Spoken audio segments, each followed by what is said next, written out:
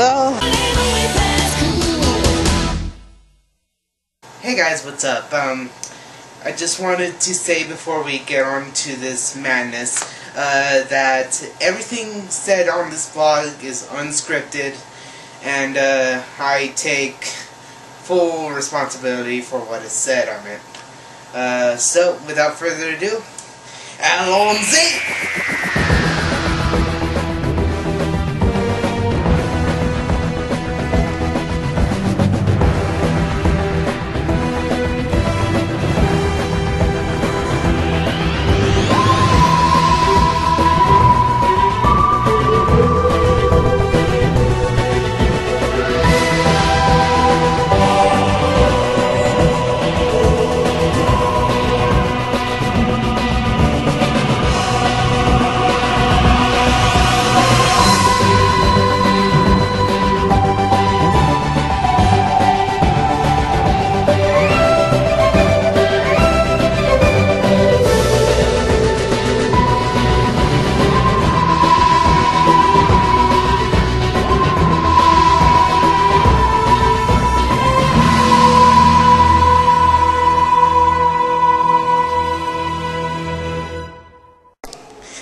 Hey guys, this is SMX and I'm here at Ace. Doesn't look like much now, but just trust me, I'm here. So yeah, okay, here's proof. Here's proof. I have no idea where to go for any of this yet, but that's not stopping me from anything. So, oh, there it is. So, once I find something to talk about, you'll see me here, and I sound like Wheatley, don't I? I'll be here, and allons-y. Okay, hey guys, he's SMX here, and Cookie Monster. You want a picture? No. Yeah, that just happened.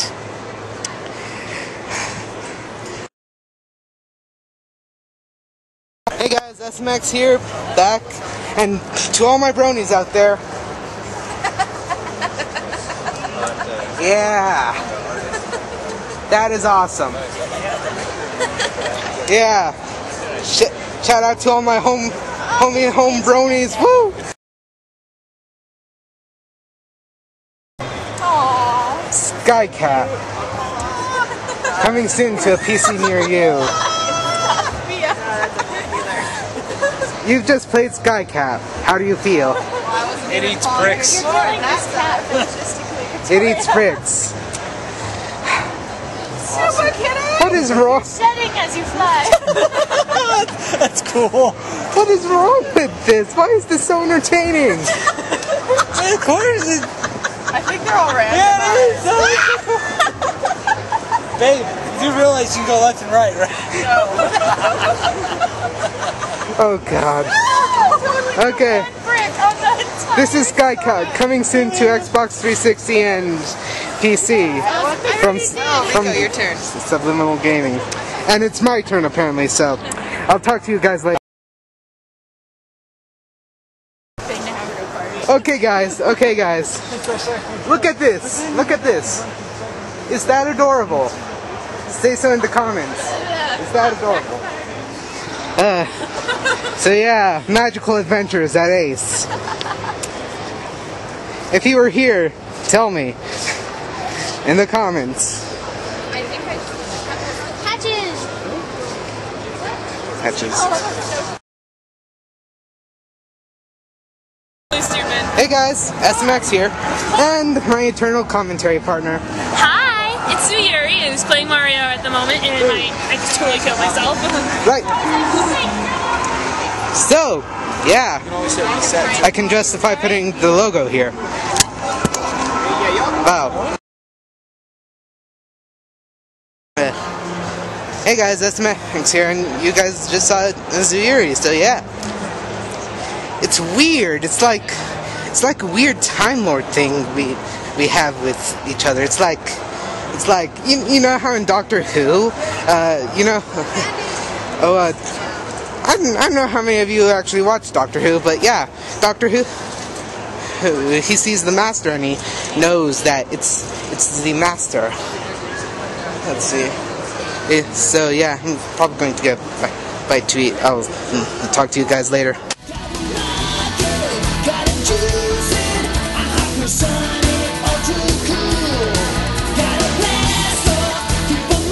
SMX here, and yeah, day 1 was pretty boring.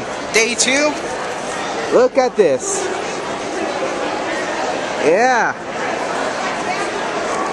I think the party has officially started now, guys. So yeah, a special treat for you. I'm going to try and, well, he'll just see.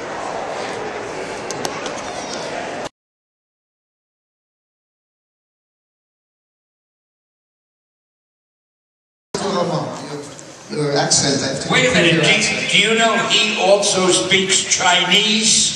Say something in Chinese. 我很高兴 Stanley 是在这儿 Stanley 最好的人 That I didn't means know it would be a whole speech.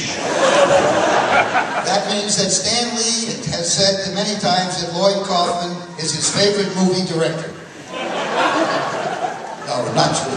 I said in Chinese that Stanley is the best person in the world. The man has never said anything interesting in English, and now I find he's just as bad at Chinese. Now, I have to tell you something about Lloyd, though. I have been a very good influence on this man. You should have seen the way he dressed when I first met him. Orange socks, a red tie, a green jacket, purple shirts. Now you almost look human, and I'd like to feel it's my influence on you. Well, late last night, Stanley crept into my suite here, and he put these socks and shoes. Oh my God, I didn't see that. I don't know what I'm. So I still haven't fully cured you. Actually, when I first discovered Marvel and saw the name Stan Lee, I was majoring in Chinese studies. I assumed he was Chinese. Lee. What a disappointment. Tell you a secret. Whenever I order food from a Chinese takeout place, I get such fast service when I give them my name. And if I ever go to an Italian place, I change it to linguisti or something. I will do anything to get ahead in this world. All right, thanks very much. It's been nice having you. What are we supposed to do now? Good night, everybody. There are possible some questions for Mr. Stan Lee. That'll be trouble. I never have the end. No, look, I have a little... Is there a roving microphone by any chance? How do you work that? Well, let's just yell it out and I'll repeat the question. There's the lady with the hat here. Oops, sorry. My wife is talking about it. Sorry, no, my wife is on my mind. Sorry, Stan.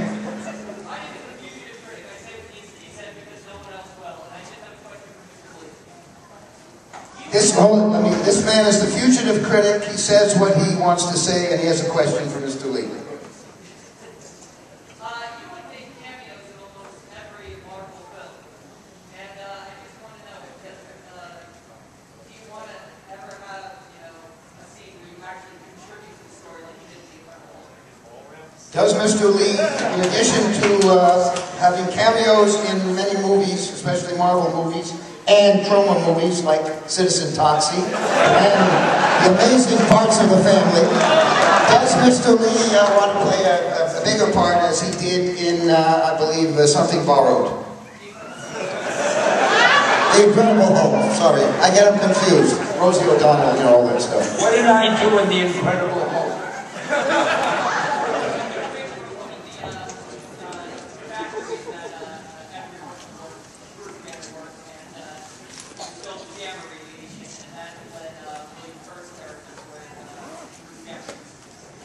In other words, plasma.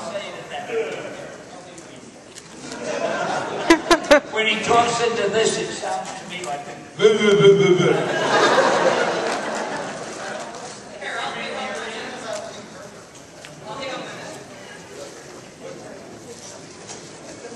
Oh, you mean the movie, right? But that was just a cameo. You said it contributed to the story. Oh, it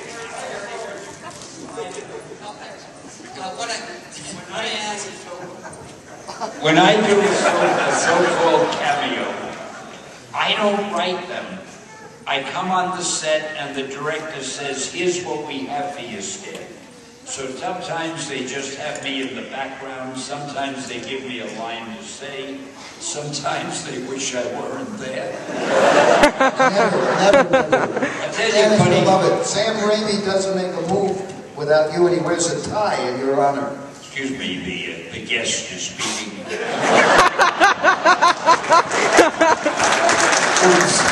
Oops. You may have noticed, and I'm sure that you people spend all of your time noticing whether or not I have a cameo in a movie, and I'm glad you did. But you may have noticed that in the X-Men, the new X-Men movie, I do not have a cameo. And you may have wondered, and you may have worried, and you may have had sleepless nights. But I'm going to explain the thinking behind my not having a cameo in the X-Men movie. They're very shrewd, these movie companies. They figured people will leave the theater after they've seen the movie. And they will say, are you listening to Takia? They will say, hey, I didn't see Stan's cameo. I must have missed it. We'll buy a new ticket and go back. We don't want to. So they'll sell twice as many tickets for the X-Men movie. So that's why I don't want you to think they forgot about me. It was part of a shrewd financial plan that they had.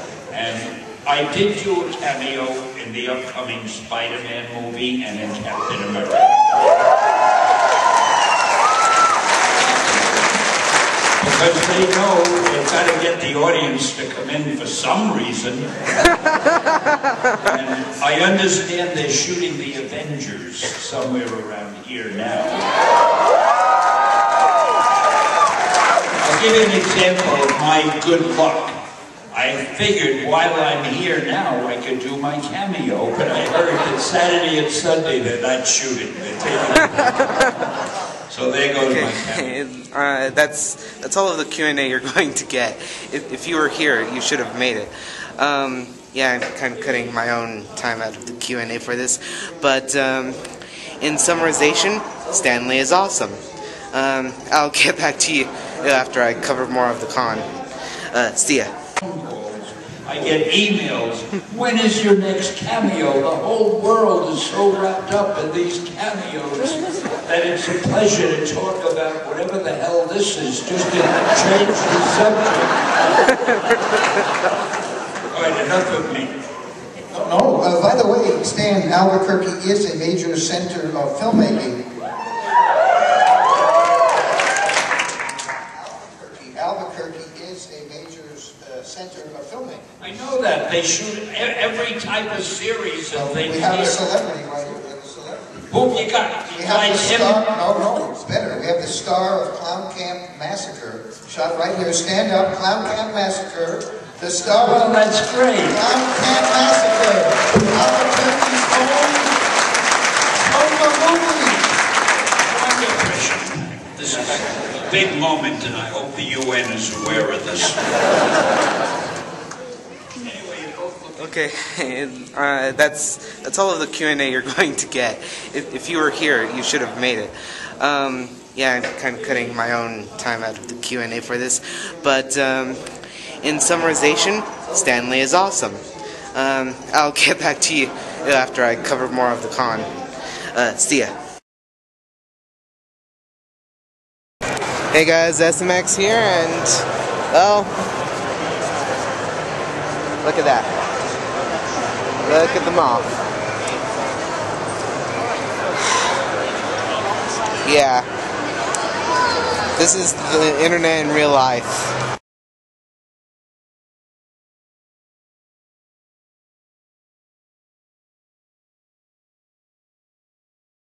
This is the one you've seen in every sort of interaction ever, where the GM slavers, just absolutely slaves and labors. That's what that word was, by the way. It was a combination of the two. Over their world, they build amazing, elaborate maps, and this world works with this, and this country has this political affiliation with this person, their daughter, and their son before that, or after that. And all of these massive amounts of detail. And anyone who's run a game can tell you, the more you plan out, the more you will fail. Because as you plan, your players are creative storytellers. And they'll fly off the handle and go over this way and over that way and way outside of what you planned. So, exactly, a monkey wrench in the works is a perfect way to put it. And so, the better way to have it, and also to make everyone engaged in the game, and to make the adventure more fun to tell, is to have just enough to get everyone started, and then fake it. Is anyone here good at faking it? Yep. Yep, I'm good at faking it. I'm doing it right now. No. One of the best things to do is to give a lead and let the players draw out the line. You can just go ahead and point them in a direction, and they'll head in that direction. And that's a pretty loose concept. I can just go ahead and say a lot of abstract things that won't really make any sense. So I'll give you a better example. If a player says, I'm really bored, and I want to go on an adventure, you can just say, okay, fine, I'll give them an adventure. But you don't have a dungeon drawn out, you don't have any of these details. So you can just go ahead and say, there's a dwarf in the corner, and he has a story of dungeons and treasures. And then along the way, you can literally just sort of draw it out and make the story as you go, and you have to sort of build. But the player will ask you questions. The player will say, oh, it's a statue. Can I make a religion check? And so all of a sudden they've created religious importance into this area. Before you just had a hole in the ground. Now you've got characters and interactions, and that's just about the world. And that's just on the fly gaming. You can also do stronger character group by just saying, well, where do you come from? They say, well, what cities are you from? They say, no. Where are you from? And they'll say, I don't know, I want to be from a dirty slum. You say, great, there's a dirty slum over here. And so there's lots of different levels. And then there's just flat out having your characters create the game for you. You can create a city, and then you say, I want you to make a town. And then I want you to make an area between the town, and there's a road. And just by having every player make one detail, suddenly you have an entire adventure space. And so player building is not something that has to completely affect the game so much to ruin your story. It's just something that can help everyone become involved with the story. This is what I was saying earlier. The more involved your players are in your story, the more they care, the more energy they'll put into it, and the less it'll be about, all right, I'll roll the die. Has anybody heard of a game called Wilderness of Mirrors? Oh, excellent. So you probably all know what I'm talking about. This is, I think, the pinnacle of story and game creation. The game actually begins with the GM, the game moderator, posing just one sentence that describes the game. So, for instance, if we were playing, one possibility would be investigate the disturbance at the Albuquerque Comic Expo. And then the players actually get involved with, well, what is the disturbance at Ace?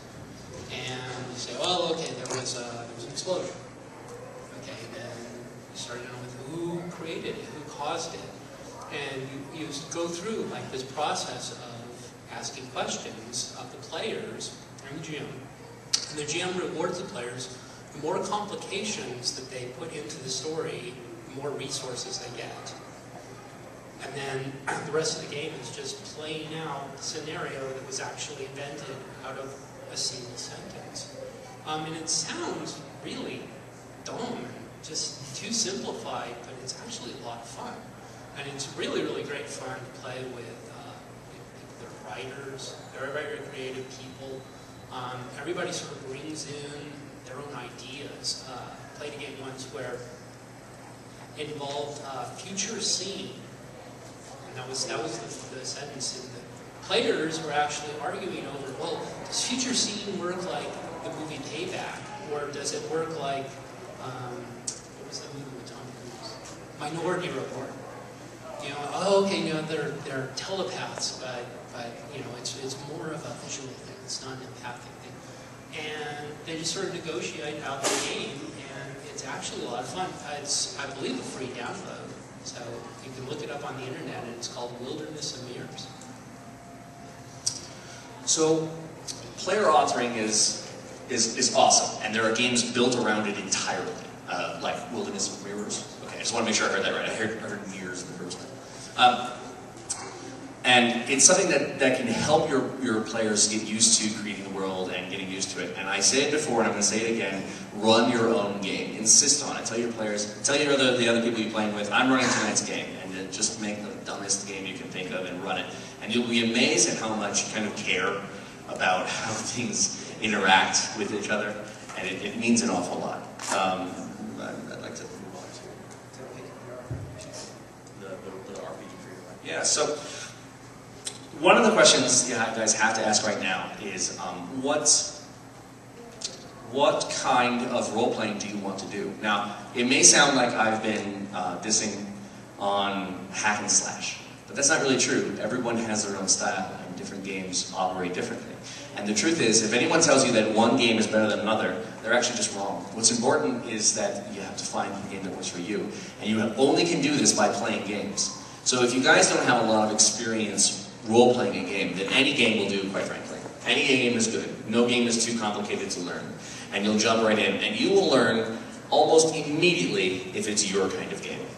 The different types of games are games that focus on character interaction and politics, and then there's games like Dungeons and Dragons, which are focusing on monster killing and rolling numbers. And what's important is not that one's about combat and one's about talking. That's an oversimplification. What it's about is a reward system and how you're rewarded. Dungeons and Dragons is renowned for having, I won't say material because it's all pen and paper, but that sort of, that actual immediate feedback and return for what you get. I put my character at risk, and I got this reward for it because I built my numbers correctly, and I interacted correctly, and I did these things. And you get immediate feedback. You get awesome loot, and you get experience, and your character grows. You can see him grow on the page. And that is a really great positive feedback that you can get, and it means a lot.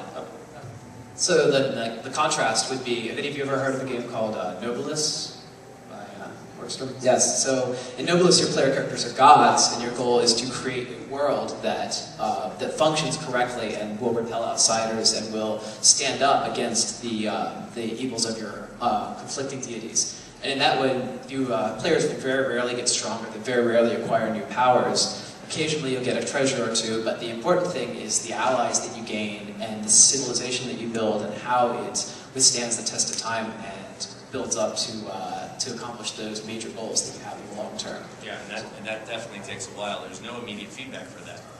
You just build it up. You just build it up and hope that everything works out in that sort of sense. You're trying to think in the long term. And it's a very different sort of reward.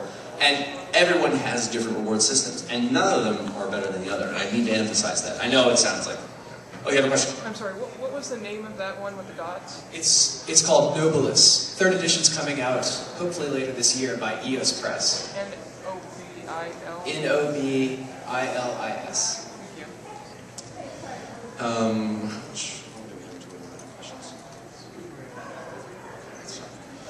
So, if you, what I'm going to do is during the questions, when we do the questions, feel free to ask me about any game you may have heard, and we'll go ahead and tell you what type of game it is and whether or not be interesting, because I'm sure that's some of the questions you guys have, but we're going to step on the next thing. The important thing to remember of this is games have different styles, and your group has a style, and you want to find what that style is, and trial and error is the only actual way to go ahead and do that, although you probably already have some actual gut reactions that are pretty accurate.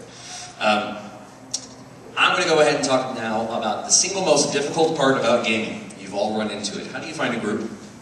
And how do you get people? I can't think of anybody who has ever said, I want to run a group, and then 3 weeks later, give it up in complete frustration. Yeah, well, you guys are really lucky. Good job. Congratulations. I've always had trouble. I grew up with a bunch of friends, and we got together with our friends and did that sort of thing. But as we grew up, we grew apart, and suddenly I lost my gaming group. I didn't have anyone to game with.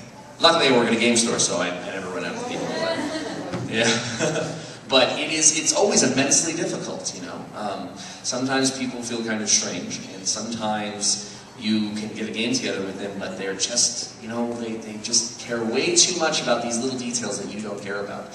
Finding a group of players is like finding a new friend. Players can be on a professional level, if that's not too strong of a word. You know, we get together, we play this adventure, and we had fun, and I know you, but I don't want to meet you outside of this game. It's not important. I want to hack monsters with you. And then there's all your deep personal connections. You have friends that you really build connections with outside and inside the game.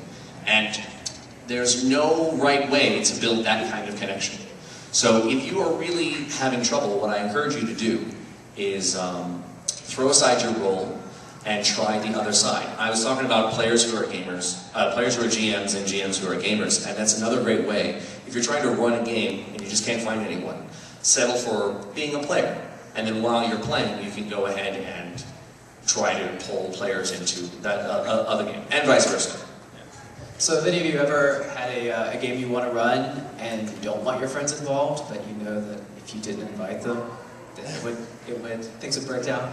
Hopefully only good, no hands. That's awesome. So there are a lot of good ways to get to know new gamers that you've never played with before. One of the best ways is to go by your local game shop, so shameless plug for AI, but you go there, post up a poster and with your contact info, and people will come by and say, oh, this looks like the game I want to play. I'll jump on. Facebook is another great way because you can attach it to a local network. People who are in this area. There are communities called, for example, what is called Geek There, where you can post your game and people will join up. Obsidian Portal actually lets you plot your game on a map, and you can give your location, type it in, and they will tell you all the games in a 50-mile radius of your location at Obsidian Portal.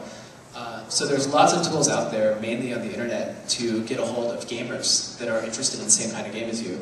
And if, even on the same token, if you create one and you just leave it open, people will come to it eventually. So, anyway. Yeah, it mostly boils down to having constant contact with the people around you.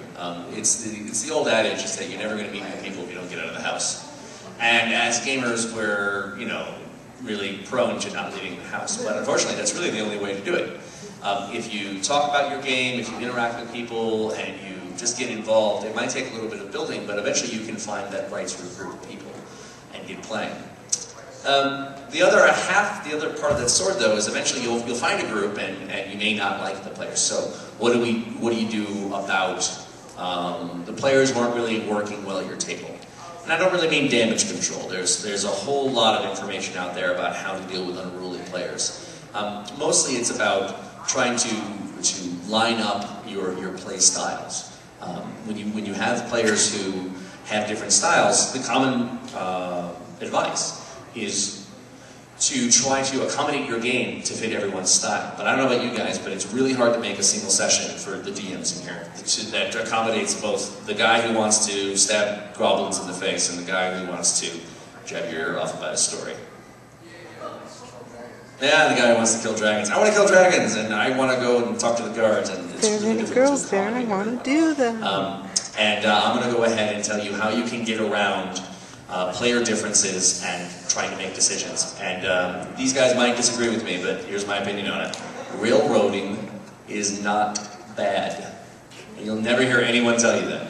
There's something against the idea of railroading. No one likes to be held by the hand, if you guys have never heard this term before, where basically the players are doing something and the GM says, okay, now this happens, and then this happens, and then this happens. And the players don't feel like they have any actual interaction. And that is on the extreme. It's too bad, and it's not very good. The trick is to make it look like it's open, but actually have it be completely railroaded. And then what you have is no one has the time or energy to fuss because they're too busy playing in the adventure. Open-ended gaming is an amazing tool that lets you author, and I was talking about authoring earlier, but you want to be able to sort of corral and move the players along the story, because as the GM, that's your job, is to move the story. So if your players are wondering why your GM seems to be such a control freak, they might be a control freak, or maybe it's because it's the only actual way to get the whole group to play.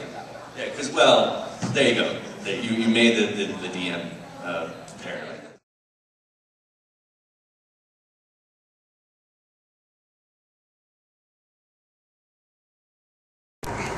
Hey guys, SMX, and well, this is my post thoughts on Ace.